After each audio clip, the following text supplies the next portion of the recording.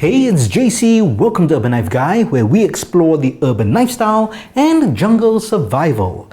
In front of me, I've got a variety of tools. These are by and large considered TSA-friendly or approved, meaning you can take them onto a plane with your hand-carry luggage. However, which tools will not get on a plane in Asia? I'm going to tell you in this video. First, if you watch this channel regularly but have not subscribed, please do so to help the channel out. And if you'd like to support the channel even more, do check out my shop links in the pinned comment or description. And you can even join as a channel member. Thanks a lot. So let's check out these tools first. And I should mention, I believe these to be TSA approved, but I do know, of course, it does depend on the individual agent. But by and large, I believe these are all approved. But if you're from the US and you fly a lot in the US, do let me know in the comments below. So let's start off over here. This is basically just kind of an EDC tool. There's a spring kind of spanner over here. It's got bit drivers, and then there's this very dull kind of a pry bar and a nail pull. This is the Leatherman Piranha. This is the first version. It's basically just a solid piece of stainless steel, but it's got multi-functionality in terms of having a bottle cap opener. You've got an open wrench box. You can have this bit driver that goes into this hex hole over here, and then you've got a kind of pry bar as well.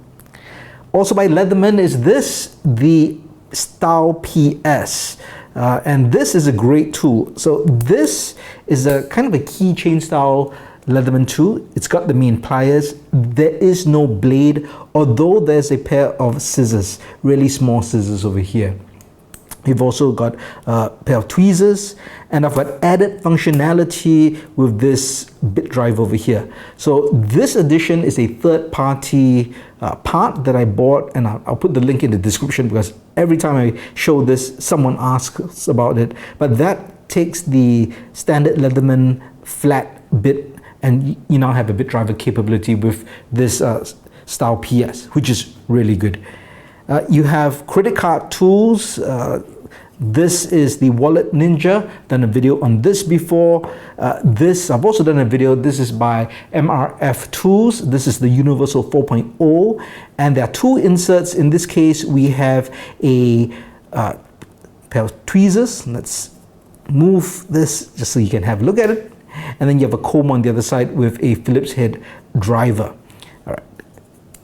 So really cool tool, multi kind of a functional tool with different capabilities, and no real blade on it, so to speak, unless maybe this sharpened part, which is like a package opener, might be considered a blade. Again, depending on the TSA agent. We have the Kinepix Cobra XS. So really small pairs of pliers. So that's about, what, 4 inches. Very small, but lots of people swear by this tool. Now you might be thinking, there's no way you can bring a multi-tool on the plane. Well, this one actually is a knifeless. There's no blade. This is the Roxxon Flex. I've done a video on this as well. And it's a modular multi-tool, meaning you can choose the tool set or implements you want and put them in. So what I have done is I've actually removed all the knives or the kind of the blades. All right, that's okay. And what I have here is a file, another file with a flathead screwdriver, Phillips head screwdriver, and over here this is a scalpel holder. So you don't have a scalpel, you don't bring it onto the plane, but if you ever go to a destination and you do want a blade, you can go to a pharmacy, get a scalpel and fit that in. So that's pretty cool. On the other side, again, all the tool sets, basically no blades, right? We've got different drivers, we've got this spoke wrench, cap lifter. So no knives whatsoever, no blade. So will this be allowed on a plane? Technically, yes. And I guess you can show them it's, you know, just a pair of pliers and no blades, and they should let you on. All right, that's my understanding. I haven't flown in the US for some time, but I fly a lot in Asia. So I lived in Southeast Asia, but I'm traveling across Asia all the time. I think in the past 10 years, I've traveled almost every other week, whether it's within Southeast Asia to China, Japan, Korea. Thailand, Philippines, Indonesia, you name it, right? So always flying within Asia itself. And I'll tell you which tools aren't allowed, right? Let's go with which one you think would be the most obvious that is not allowed. Well, I'll tell you that this would not be allowed by and large, because this is considered a tool. So they don't even allow screwdrivers onto a plane, even if it is like a short stubby screwdriver. I'm not sure about those optical screwdrivers, which are very small and thin, but like even a stubby screwdriver, they won't let it on. They used to have a rule, like it's an arbitrary rule. They said anything less than 6 inches is fine, anything more than 6 inches is not fine. But generally you can't go on. Now I would say, of course, Asia is huge and different countries are more strict than others. So Singapore, really strict. China is really strict as well. Japan, pretty strict as well. Japan doesn't, like Singapore, doesn't allow any tools, including scissors. That means not only this tool is out, this tool, the Style PS, will be out because there's a pair of scissors. So that will be out as well.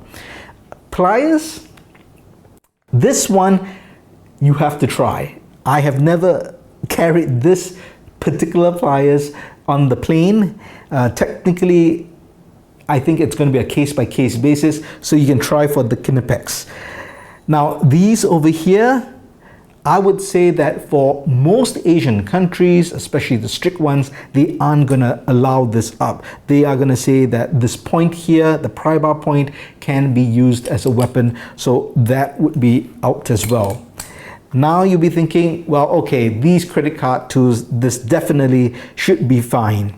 And I would say, again, it depends on the country. For Singapore specifically, they actually write down credit card tools like Wallet Ninja is not allowed on the plane. So that's not allowed. I believe Malaysia, Indonesia, Philippines would probably be okay. But if you go to China, Japan, again, this might not pass. So essentially what I'm saying is all these tools, which generally by and large would be considered TSA approved or friendly, will not fly in Asia.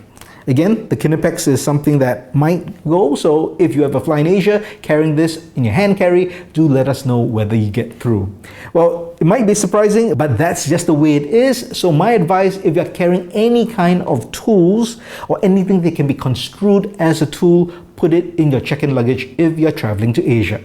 Well, let me know your thoughts in the comments below. If you fly in Asia, you've flown through Asia carrying any of these in your hand carry, I'd love to hear from you. Let me know which country you're in and what airlines you took.